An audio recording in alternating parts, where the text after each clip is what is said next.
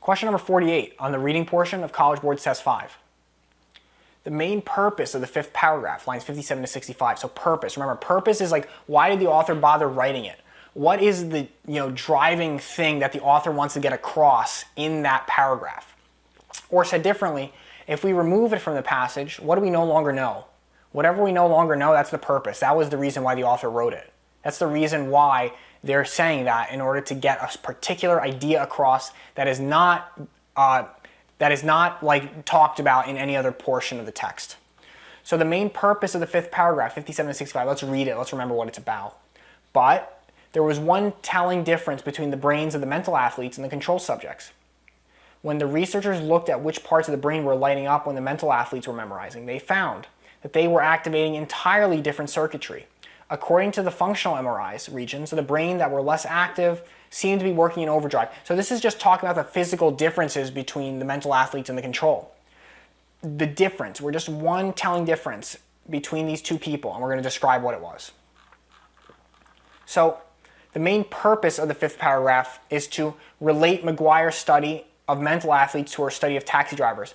We're not talking about taxi drivers at all in that paragraph. That's not the main reason why she wrote it, in order to tie it back with taxi drivers. This is just saying that the mental athletes, their brains were lighting up in different ways than regular people when memorizing. It has nothing to do about relating her mental athlete study with taxi drivers. I'm not a fan of A.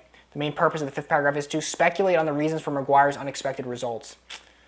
We don't talk about the reason for because it certainly is unexpected, I'll give you that. Because I guess we're being led to believe that because the taxi drivers' brains were different, the mental athletes' brains are going to be different. Well, what do we find out? We found out there was one difference, and they said just that the mental athletes were using different parts of their brain. But that's not really explaining the reason behind this. We're not saying, well, why is it that the mental athletes are using different parts of their brain? That, if anything, is talking about in the last two paragraphs. We discussed maybe the reason why different parts of their brain are lighting up, because they memorize differently. They use pictorial representation, and again, they're using different parts of their brain because they're memorizing fundamentally differently than normal people. But that's not what this paragraph 57 to 65 is about. This is just telling us the fact. The fact is, we found that they use different parts of their brain. Do we talk about the reason why they use different parts of the brain, though? No.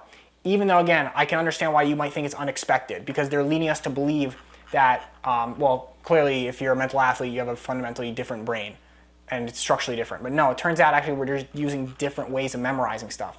So B is a good, bad answer. It leads us down the wrong path for the following reason that we just talked about, especially the part about speculating on the reason, which we don't. It's just black and white. The purpose of the paragraph is just to tell us this difference of information that we found out. Well, let's see. The main purpose of the fifth paragraph is to identify an important finding of McGuire's study of mental athletes. I like that. I like how C stops short of ascribing reason or cause to anything that we talked about in the paragraph, when all we care about is we just identified an important finding. We found this thing, we identified an important finding. That's really it. So I like that. We're identifying the fact that they're different. We're identifying the fact that mental athletes, well, they think differently. They memorize differently. It's not that their brains are different, it's that the mechanism for memorization is different. I like that. What a D. The main purpose of the fifth paragraph is to transition from a summary of McGuire's findings to a description of her methods. Methods bothers me. Methods is like how the experiment was set up. And I think that's line 38 in that paragraph. We're not talking about the methods or the way in which we went about doing it. We're just talking about the results or a finding. So I'm not liking the summary of her findings to a description of her methods, because we don't talk about her methods at all in this paragraph. The first part makes sense. Summary of McGuire's findings, I like that. But to a description, then they lost us here.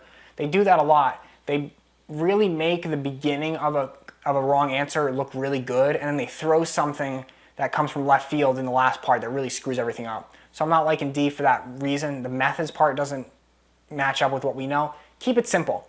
identify important findings of her study of mental athletes. What was that finding? That their brains they were using different parts of their brains to memorize things. The answer number 48 is going to be C.